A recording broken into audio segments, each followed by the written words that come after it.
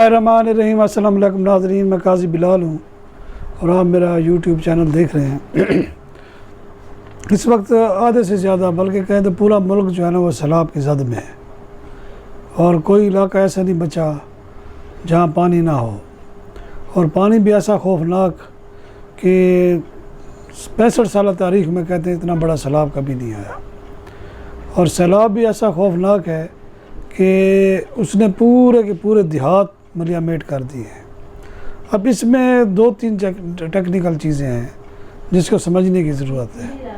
یہ جو لوگوں نے گھر بنائے ہوئے تھے، انہوں نے اس جگہ پہ بنائے ہوئے تھے کیونکہ پچھلے کئی سالوں سے ملک میں خوشحالی چل رہی تھی، تو یہ چشمے جو ہیں یہ بالکل سوکھے ہوئے تھے، اور ہمارے ہاں تجاوزات کرنا میرا خیال ہے کوئی جرم نہیں سمجھا جاتا۔ جس کا جہاں دل چاہتا ہے وہ جناب بس افسروں کو جا کے پیسے کھلا دے اور مکان بنا لے یا دکانیں بنا لے، کوئی نہیں پوچھنے والا، ہوٹل بنا لے بن کے۔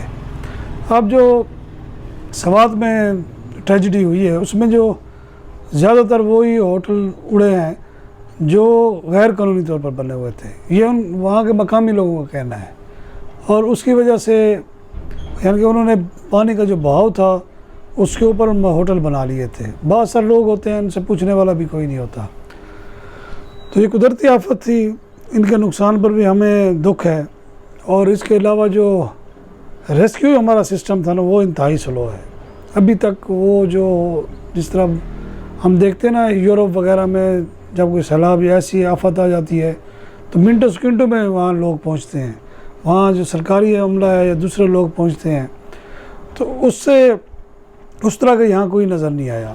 آرمی بھی نکلی ہے جب بالکل پانی جو ہے نا سر سے گزرنے لگا تھا، تو اس کو آرڈر ہوئے تو وہ نکلے ہیں، وہ بڑی زبردست کوششیں کر رہے ہیں، لیکن کیونکہ ان کا ایک ڈسپلن ہوتا ہے، یہاں ہمارے یہاں ڈسپلن کا ویسے فقدان ہوتا ہے، تو ان کو صاف ظاہر مسائل کا سامنا ہے۔ ہیلی کاپٹر ہیں وہاں استعمال ہو رہے ہیں۔ اب سوال یہ ہے کہ جب موسم ٹھیک ہوگا تو ہیلی کاپٹر بھی فلائی کر سکے گا، جب موسم ہی خراب ہے تو ان کے مسائل ایک نہیں کئی قسم کے ہیں۔ اس پر جو ہے خزانہ ہمارا خالی ہے، رونا دھونا شروع ہو گیا ہے۔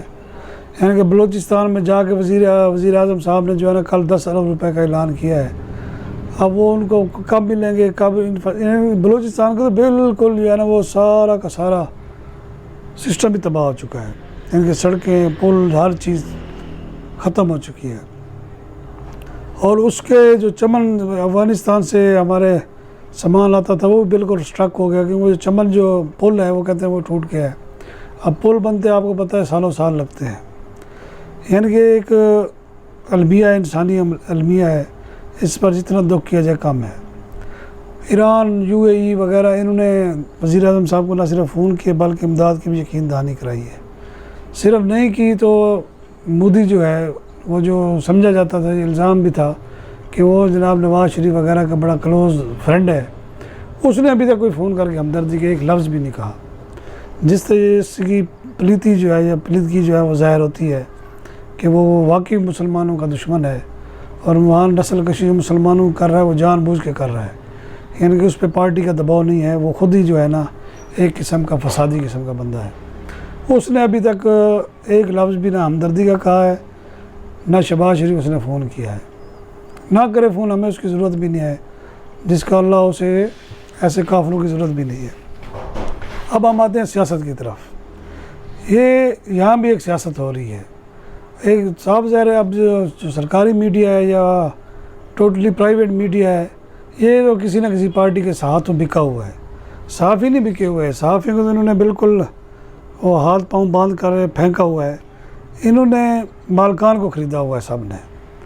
اب ایک آدھ چینل جو ہے وہ بالکل یعنی کہ بلیک آؤٹ کیا ہوا تھا سیلاب کا نا، بالکل وہ دکھا رہے تھے جناب عمران خان کو دکھا رہے ہیں جی پیشی پہ جا رہے ہیں، اپنا شہباز گل جا رہے ہیں، بس یہی لگا ہوا تھا۔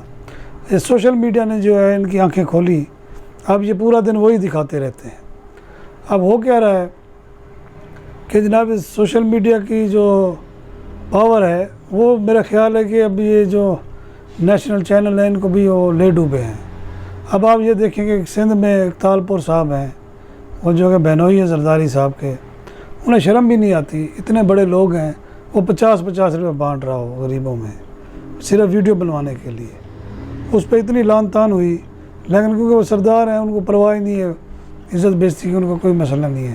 بلکہ ان کو وزیر اعلیٰ نے جو ہے سندھ کے وزیر اعلیٰ نے، وہ بھی صاحب ظاہر ان کے نوکر ہیں، تو انہوں نے بھی کہا جناب کہ کیا ہو گیا، کون سا جرم کر لیں، انہوں نے اگر 50-50 دے دیے ہیں. تو جب یہاں ایسی سوچ ہو تو بتائیں وہاں آپ کیا ایک قوم بن سکتے ہیں؟ سوال ہی پیدا نہیں.